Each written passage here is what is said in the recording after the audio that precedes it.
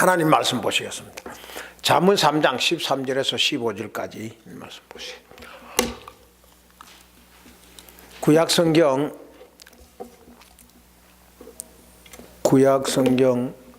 잠언 3장 13절, 구약성경 914면입니다.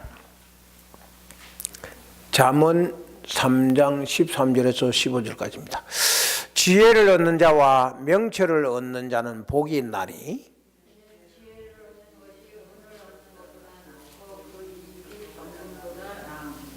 같이 읽겠습니다. 지혜는 진주보다 귀하니 내가 사모하는 모든 것으로도 이에 비교할 수 없도다. 거기까지 보시겠습니다. 오늘 생각해 볼 말씀은, 오후에 생각해 볼 말씀은 경건한 지혜. 지혜도 여러 가지 지혜가 있습니다만 경건한 지혜에 대해서 왜 경건한 지혜로 붙이는지를 말씀을 들으면 알 수가 있을 겁니다. 이 사람이 누군지 아세요? 너무 오래돼서 예수님 오시기 이전에 한 600여 년 전에 탄생하신 분인데, 이 사람이 누구냐면요, 고대 그리스 철학 소크라테스입니다. 이 소크라테스가 유명한 말이 너 자신을 알라는 말이지 않습니까? 근데 이 철학을 영어로 필로소피라고 합니다. 필로소피. 이 말은 소크라테스가 처음 사용한 말입니다. 이게 필로소피라는 말은, 영어는 필로소피인데요, 필로와 소피아의 합친 말입니다. 그래서 필로소피아가 된 거죠. 그리스어로 필로와 소피아가 합치면 필로소피아가 되는 겁니다. 이거를 영어로 말하면 필로소피가 되는 거죠. 필로는 무슨 뜻이냐면은 사랑이란 뜻이에요. 소피아는 무슨 뜻이냐면은 지혜라는 뜻이에요. 그러면은 두 개를 합치면 어떻게 되냐면은 지혜를 사랑하는 것이 됩니다. 지혜를 사랑하는 이게 뭐냐? 철학이라는 겁니다. 이걸 소크라테스가 제일 처음 이야기했고, 처음 그 단어를 만들어냈어요. 그러니까 그리스 그 당시에는 인간에게 최고의 그 정점에 달하는 그것은 철학이라는 거죠. 그 철학이 뭐냐? 지혜를 사랑하는 거다. 그렇게 말하고 있습니다. 그런데 이거를 이제 소크라테스 제자가 이 플라톤, 이거 갑자기 생각이, 그 플라토누스라고 하죠. 이 소크라테스 제자가 더 정립을 잘 한 거죠. 그래서 철학의 지혜와 성경의 지혜는 말이 같은 말입니다. 같은 단어예요. 오늘 본문에 읽은 지혜라는 말이 여러분 나오죠. 그런데 전혀 뜻이 다른 겁니다. 같은 말인데 전혀 뜻이 다릅니다. 왜 뜻이 다르느냐? 철학의 지혜에는 구원이 없어요. 생명이 없어요. 그런데 성경의 지혜는 구원이 있고 생명이 있어요. 그래서 사람들이 소크라테스가 말한 필로소피아, 그거와 성경이 말하는 필로소피아가 같은 거 아니냐? 그렇게 말하는데, 같은 말이지만 전혀 다른 의미입니다. 그래서 철학은 지식의 절정을 이야기하는 거죠. 그 당시에는 이거를 너무 추구하다 보니까 젊은이들이 엄청나게 소크라테스를 따랐거든요. 그러다가 결국 소크라테스는 정부로부터 청년들을 타락시켰다. 그렇게 죄를 뒤집어 쓰고 사약을 먹고 사형당하죠. 그러면서도 사약을 마시면서도 소크라테스는 지혜는 죄라고 이야기를 했습니다. 내가 나를 죽인다고 해가지고 지혜가 없어지는 건 아니다 그 말이죠. 근데 그 소크라테스가 말한 그런 철학의 지혜고 성경이 말한 지혜는 아닙니다. 유대인들이 제일 중요하게 여기는 게 뭐냐면은 교육입니다. 유대인들은 교육에 사활을 겁니다. 평생토록 아기로 태어나면 죽을 때까지 교육에 대해서는 사활을 겁니다. 그게 유대인들입니다. 근데 유대인들이 이렇게 교육에 사활을 거는 이유가 있어요. 그 이유가 뭐냐면은 그것이 지혜이기 때문에 사활을 겁니다. 그래서 유대인들은 지혜는 칼보다 강하다는 것을 믿습니다. 그들은 지혜는 칼보다 더 강하다는 확신을 가지고 있습니다. 누가 뭐라 해도 이 지혜는 칼보다 강하다는 것에 대해서 양보하지 않습니다. 그래서 지혜를 얻으면은 칼이 세상을 지배하면, 무기가 세상을 지배하면 지혜는 그 칼을 지배한다고 믿었어요. 그래서 유대인들은 교육에 사활을 겁니다. 어느 나라 가도 교육에는 유대인의 교육을 따라갈 수가 없어요. 그런데 유대인은 지식과 지혜를 완전히 구분을 합니다. 유대인들은 지식과 지혜는 같은 것이 아니다, 그렇게 확실히 믿습니다. 지식은 뭐냐? 유대인들이 말하는 지식은 무엇에 대해서 배우는 것을 말합니다. 저게 뭐냐, 무엇이냐에 대해서 배우는 것이 지식이라는 거죠. 그런데 지혜는 뭐냐? 지혜는 how에 대해서 배우는 거라는 거죠. 그러니까 무엇에 대해서 배우는 것은 생명이 없는 것이고 how에 대해서 배우는 것이 생명이라고 저희들은 믿습니다. 그러니까 지혜가 훨씬 자기들은 강하게 믿는 거죠. 어떻게 대처하느냐, 이게 중요한 거지. 저게 뭐냐고 그걸 아는 것이 중요한 건 아니라는 것이. 저게 뭐냐는 것을 아무리 많이 알아도 그것을 사용하는 방법을 모르면, how를 모르면 다 그게 죽은 거라는 거죠.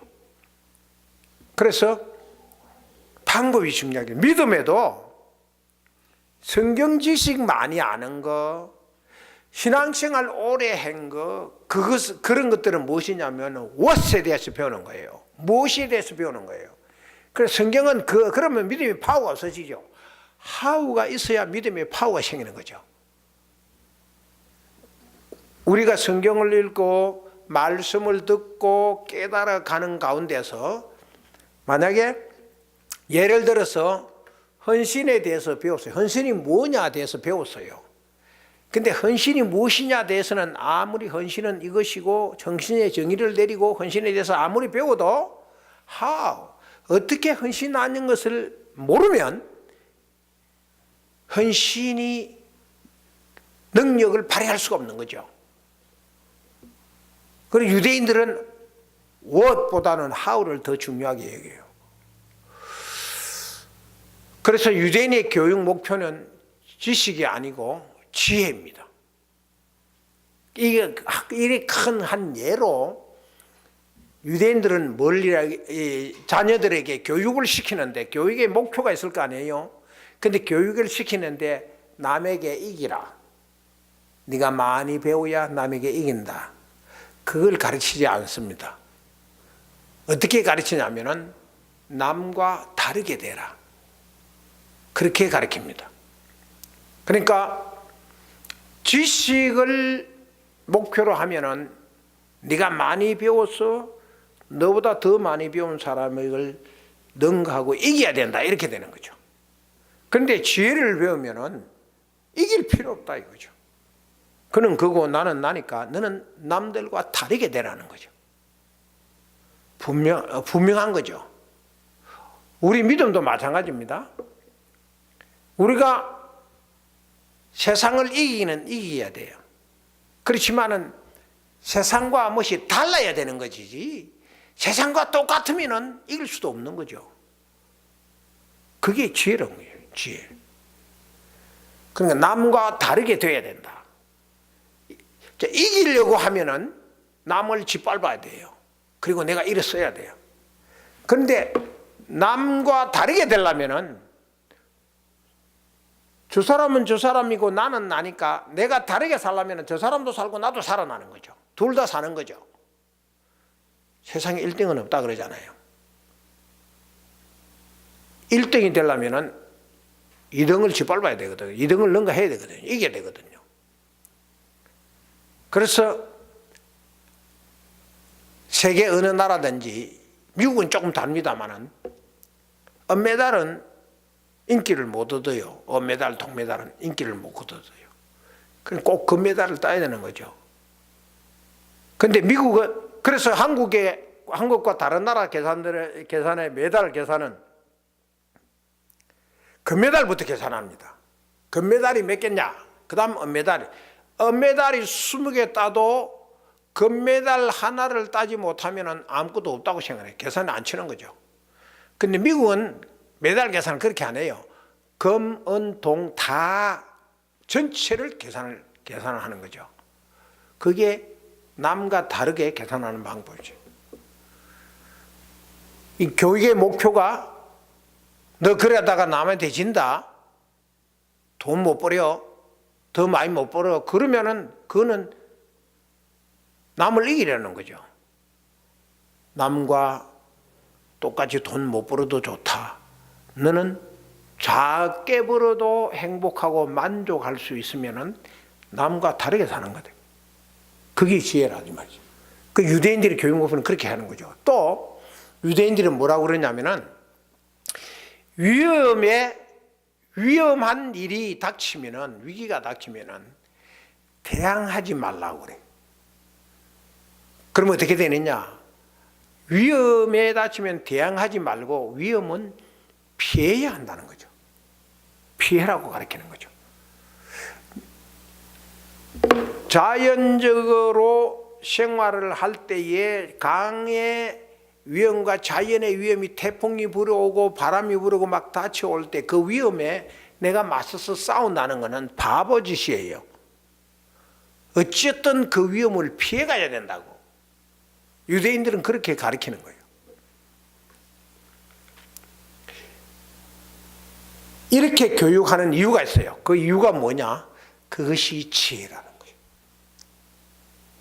그게 유대인의 교육입니다. 그게 지혜이기 때문에 자기들은 이기려고 하지 말고 남과 다르게 되라. 위험이 닥치면은 그거와 대항하고 싸우려고 하지 말고 피해라. 그게 지혜라는 거죠. 그 지혜를 그들은 성경에서 가져온 겁니다.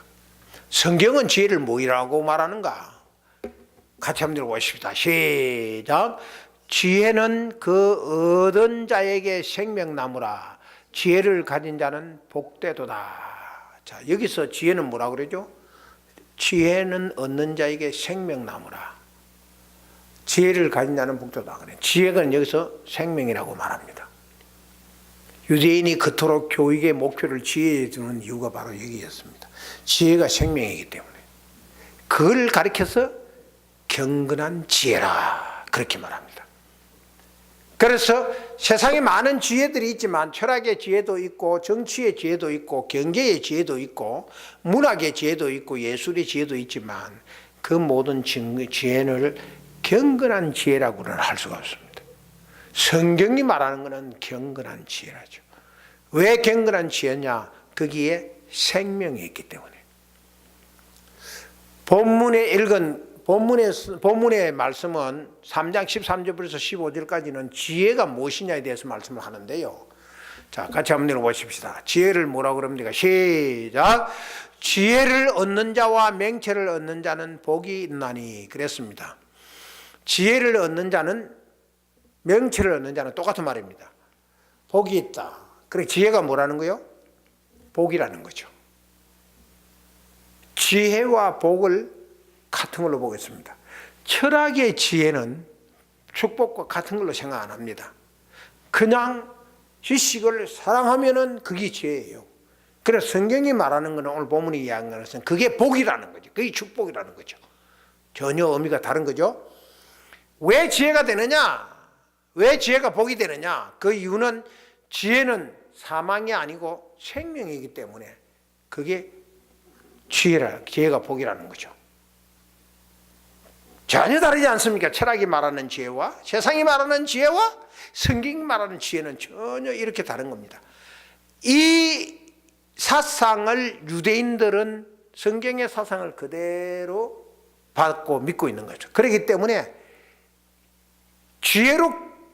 사람이 지혜롭게 되도록 교육을 시키는 것에 유대인들은 사활을 거는 거죠. 그래서 우리는 교육을 시키는데 어쨌든 좀 과격하게 표현하면은 돈 잘 버는 기계로 만들거든요. 그래서 대한민국에는 학벌이 좋아야, 많이 공부를 해야, 무슨 사자가 뒤에 붙어야 돈을 많이 벌게 돼요. 사자가 붙어야 좋아한다. 그걸 좋아하는 이유는 그래야 명예를 얻고 돈을 많이 벌기 때문에. 그래서 교육을 시키는 거죠. 그런데 유대인들의 교육은 그렇지 않다는 거죠. 교육에 생명이 있기 때문에 그렇게 가르친다는 거죠. 오늘 자문이 그 말씀을 하고 있는. 자, 오늘 14절은 어떻게 합니까? 지혜가 뭐라고 합니까? 시작. 이는 지혜를 얻는 것이 은을 얻는 것보다 낫고 그 이익이 정금보다 나음이니라. 이는 지혜를 얻는 것은 은금보다 낫다. 지혜의 가치를 말합니다. 지혜를 얻으면 얼마만큼 가치가 있느냐? 보석보다 낫다는 거죠. 금, 은, 다이아몬드보다 낫다는 거죠. 지혜의 가치가 그만큼 용이다. 왜 지혜의 가치가 보석보다 나으냐? 그 이유는 지혜는 사망이 아니고 생명이기 때문에. 세상이 말하는 지혜는 결국 보물, 보석, 은, 금 이런 경제적인 문제에 달려 있습니다. 그는 생명과는 관계없습니다. 그거 많이 벌면 지혜입니다. 그런데 오늘 자문에서 말하는 지혜의 가치를 보석보다 더 낮게 여기는 것은 사망이 아니고 생명이기 때문에. 자, 그러면 15절 마지막에 같이 읽어보겠습니다. 시작. 지혜는 진주보다 귀하니 내가 사모하는 모든 것으로도 이에 비교할 수 없다. 지혜는 진주보다 귀하고 내가 사모하는 모든 것을 이게 비교할 수 없다 그랬습니다. 그 지혜와 비교하는 것을 이야기하는 거죠. 지혜와 비교는 비교할 것이 이 세상에는 없다는 거죠. 왜요? 생명은 하나밖에 없기 때문에. 비교할 수 없다는 거죠. 무엇과 비교 못하죠? 세상에 사모하는 모든 것에 대해서 비교할 수 없다. 사람들이 사모하는 것이 뭐 어떤 것이 있죠? 저와 여러분들이 세상 사람들이 사모하는 것이 뭐예요? 세상들이 사모하는 것은 권력과 명예, 굉장히 사모합니다. 그리고 사랑하는 대상의 사람, 돈과 경제적으로 부해지는 거 다 사람들의 사모의 대상입니다. 하지만 성경이 오늘 말하는 것은 그런 세상에서 사모하는 것과는 비교가 안 된다는 거죠. 지혜는 세상에 사모하는 것과 비교가 안 되고 훨씬 그건 같을 수가 없다는 거죠. 그래서 그 이유는 세상에 사모하는 것은 마지막이 뭐냐면은 죽음이에요. 아무리 내가 사모해야 하는 사람이 있어도 그 사람도 마지막에 죽음이고 나도 마지막에 죽음이야. 권력을 얻고 명예를 얻어도 마지막은 감옥이요. 죽음이요. 한국에 정치하는 사람들 요즘 보니까 감옥 가는 사람들이 너무 많아. 한국의 건국 이래 처음으로 대법원 양승태 전 대법원장이 감옥 갔어. 정치 생활 다 끝나고 자기 법 생활 다 끝난 거죠. 죽음이라. 세상에 사모하는 건데 마지막 죽음이다. 그런데 지혜의 마지막은 뭐냐? 지혜의 마지막은 구원이요, 생명이에요. 이 지혜를 경건한 지혜라고 합니다. 그래서 경건한 지혜입니다. 우리 그리스도인들은 세상에 사모할 그 무엇을 추구하고 그게 목적을 두는 것이 아니고 생명이요 구원이 있는 지혜에 목적을 두고 있습니다. 이것은 유대인의 교육의 목표와 우리의 믿음과는 뿌리가 하나입니다. 왜냐하면 유대인들이 그렇게 주장하는 교육의 지혜를 주장하는 것은 성경, 구약 성경에 두고 있기 때문에 그래요. 그렇기 때문에 우리는 이 경건한 지혜를 얼마나 추구하고 있느냐, 이게 중요하죠. 이렇게 지혜롭게 살려면은 낮에도 말씀드렸던 말씀대로 분위기를 살려야 됩니다. 어떻게 하든 지혜가 살아나도록 만들어야 돼요. 어리석은 행동으로 나아가죠. 그래서 예수님이 뭐라고 그랬어요? 뱀같이 뭐요? 지혜롭고 뱀같이 지으라고 그랬어요. 그게 바로 지혜가 생명이기 때문에 그렇습니다. 우리 모두 이 경건한 지혜를 얼마만큼 추구하느냐는 이 믿음을 가지고 무엇을 하든지 판단을 하든지 이거 어떻게 지혜롭게 하겠느냐, 그거를 생각하시며 축복의 삶을 사시길 바랍니다. 기도합시다.